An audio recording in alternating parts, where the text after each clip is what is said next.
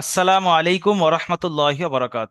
আশা করি আপনারা সবাই ভালো আছেন। আপনার আজকের ক্লাস টিচার সবক নাম্বার 14 পড়িয়েছেন, তাই না? চলুন আমিও সবক নাম্বার 14টা খুব সংক্ষিপ্তভাবে আপনাকে 5 থেকে 7 মিনিটের মধ্যে পুরো ক্লিয়ার বোঝানোর চেষ্টা করব। সবক নাম্বার 14 তানবিন এবং নুন সাকিনের সবক। সর্বপ্রথম আমরা জানবো তানবিন কাকে বলে। এই দু জাবার, দু জের, দু পেশ কে তানবিন বলে। দু জাবার দেখতে পাচ্ছেন, এটা দু জের, এটা অক্ষরের নিচে থাকে, দু জাবার অক্ষরের উপরে, দু পেশ অক্ষরের উপরে। এই আকৃতি তিনটে চিনে নেন, এই তিনটে আকৃতির সমন্বয়ে নাম হলো তানবিন। দু জাবার, দু জের, দু পেশ সবাইকে তানবিন বলে। দু জাবার তানবিন, এটা দু জের তানবিন, এটা দু পেশ তানবিন, আলাদা আলাদা ভাবেও তানবিন বলা হয়। দু জাবার, দু জের, দু পেশকেই তানবিন বলা হয়। আমরা এটা বুঝতে পেরেছি। নুন সাকিন তাহলে কাকে বলবো? যেমন বলেছে না যে দুজাবা তানবিন এবং নুন সাকিনের সবক, যেহেতু তো নুন সাকিন, একটা নুন এই দেখতে পাচ্ছেন, এই নুন এর উপরে সাকিন থাকলে এই আকৃতিটার নাম হলো নুন সাকিন। এইটার বিষয়বস্তু আজকের এখানে আমরা পড়বো। আচ্ছা চলেন আমরা পড়া যাক। এখানে হামজা দুজাবার আন, হামজা দুজের ইন, হামজা দুপেশ উন।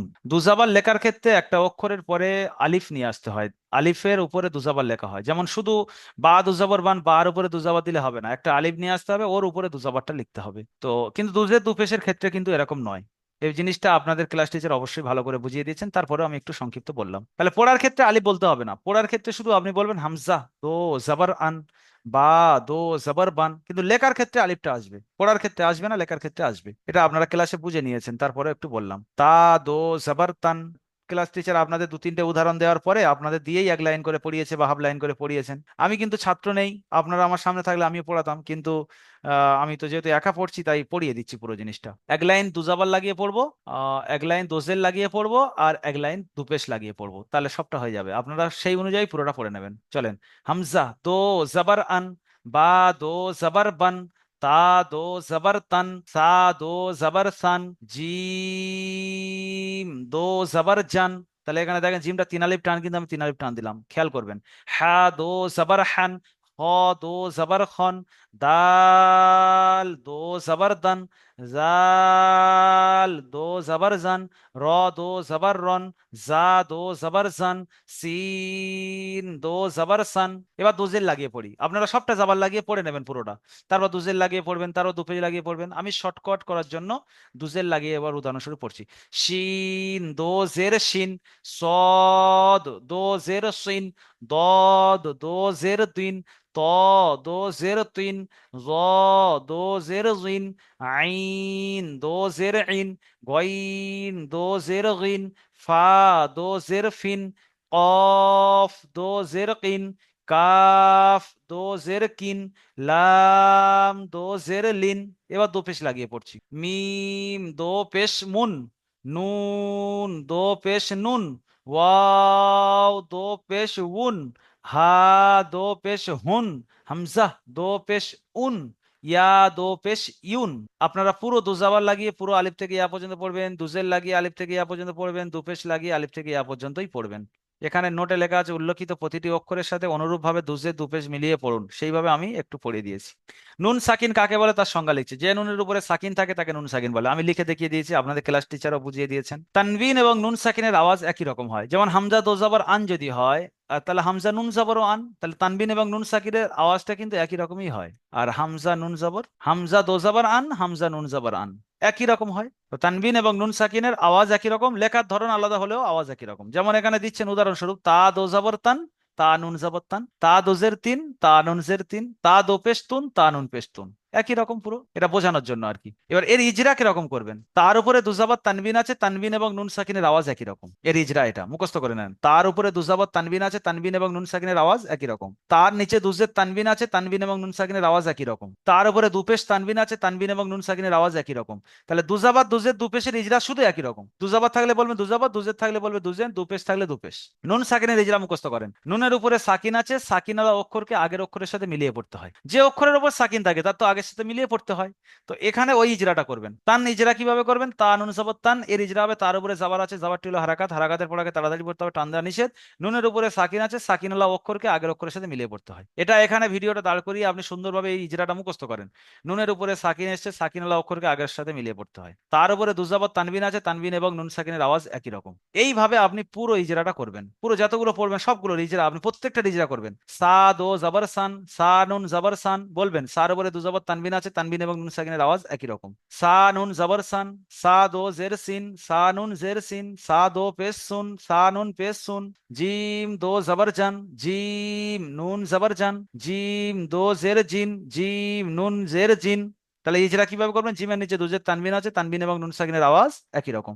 জিমের নিচে জের আছে, জেট জিন, এই জিন জিম নুন জের জিন, এইটা ইজরা করছি। জিমের নিচে জের আছে, জেরটি হলো হারাকাত, হারাকাতের পর আগে তাড়াতাড়ি পড়তে হবে, টান দেওয়া নিষেধ। নুনের উপরে সাকিন আছে, সাকিন আলা অক্ষরকে আগের সাথে মিলিয়ে পড়তে হবে, ব্যাস। জিম দো পেশ জুন, জিম নুন পেশ জুন, হয়ে গেল।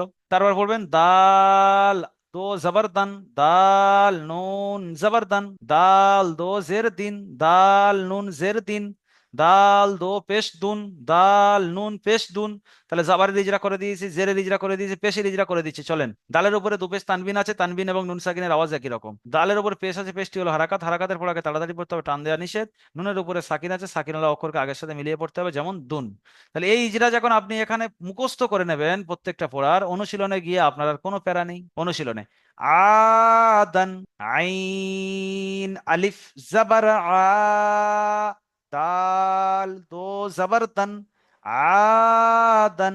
ইজরা আলিফের ডান দিকে জাবার এসছে, একে আলিফ মাদ্দা বলে, আলিফ মাদ্দাকে সর্বদা এক আলিফ পরিমাণ টান দিয়ে পড়তে হয়। দালের উপর দু জবর তানবিন আছে, তানবিন এবং নুন সাকিনের আওয়াজ একই রকম, যেমন আদান।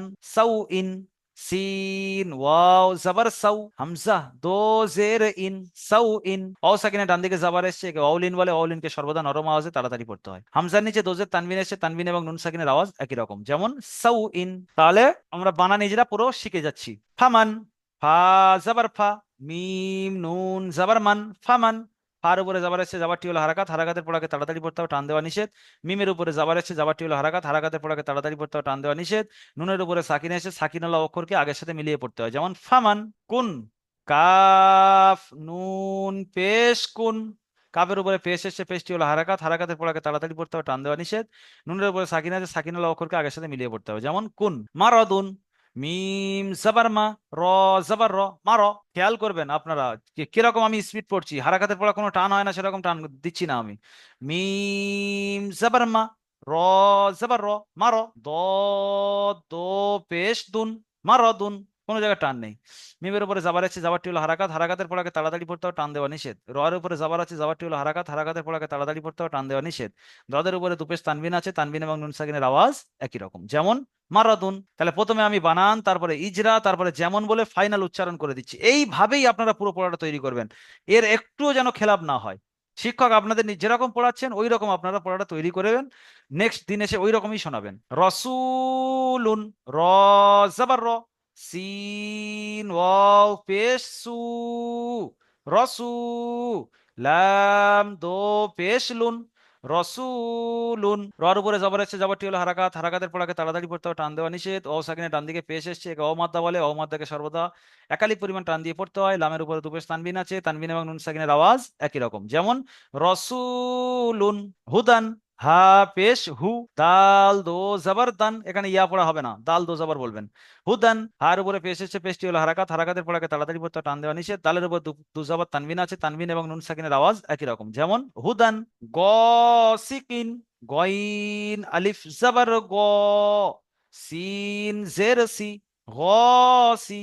কফ দো জের কিন, গসিকিন। আলিফের ডান দিকে জাবার এসে আলিফ মাদ্দা বলে, আলিফ মাদ্দাকে সর্বদা এক আলিফ পরিমাণ টান দিয়ে পড়তে হবে। সিনের নিচে জের এসছে, জেরটি হলো হারাকাত, হারাকাতের পর আগে তাড়াতাড়ি পড়তে হবে, টান দেওয়া নিষেধ। কফের নিচে দুজের তানবিন আছে, তানবিন এবং নুন সাকিনের আওয়াজ একই রকম, যেমন গসিকিন। এই পড়াটা সুন্দরভাবে আপনারা শিক্ষক যেরকম পড়িয়েছেন আপনাদের দিয়ে একটা একটা করে নিশ্চয়ই আগের পড়াটা পড়িয়েছেন, সেই রকম ভাবে আপনারা পুরো পড়াটা তৈরি করবেন, নেক্সট দিন শোনাবেন। বানান ইজরা আমি কষ্ট হলেও সবটা বানান ইজরা করে দিয়েছি। এখানে ইজরা লিখেও দেওয়া আছে, তানবিনের ইজরা কিভাবে করবেন, নুন সাকিনের ইজরা কিভাবে করবেন লিখে দেওয়া আছে। উপরে শুধুমাত্র তানবিন এবং নুন সাকিনের ইজরা শেখানো হয়েছে, অন্যান্য কায়দার ইজরাগুলি পূর্বের অনুশীলন অনুযায়ী পড়বেন। আচ্ছা, এখানে শুধু তানবিন এবং নুন সাকিনের ইজরাটা লিখেছে, বাকিটা আপনারা আগের অনুশীলন অনুযায়ী পড়বেন। প্রশ্ন, তানবিন কাকে বলে? দুজাবার দুজের দুপেশকে তানবিন বলে। নুন সাকিন কাকে বলে? যে নুনের উপরে সাকিন থাকে তাকে নুন সাকিন বলে। যে নুনের উপরে সাকিন থাকে তাকে নুন সাকিন বলে। আনফান শব্দটি বানানো ইজরা করুন। সহজ। হামজা নুন জবর আন, ফা দু জবর ফান, আনফান। হামজার উপর জাবার আসছে, জাবারটি হল হারাকাত, হারাকাতের পর আগে তাড়াতাড়ি পড়তে হয়, টান দেওয়া নিষেধ। নুনের উপরে সাকিন আছে, ডান দিকের অক্ষরের সাথে মিলিয়ে পড়তে হবে। ফার উপরে দু জবর তানবিন আছে, তানবিন এবং নুন সাকিনের আওয়াজ একই রকম, যেমন আনফান। আচ্ছা, 11 থেকে 12 নম্বর মাখরাজের অনুশীলন করুন।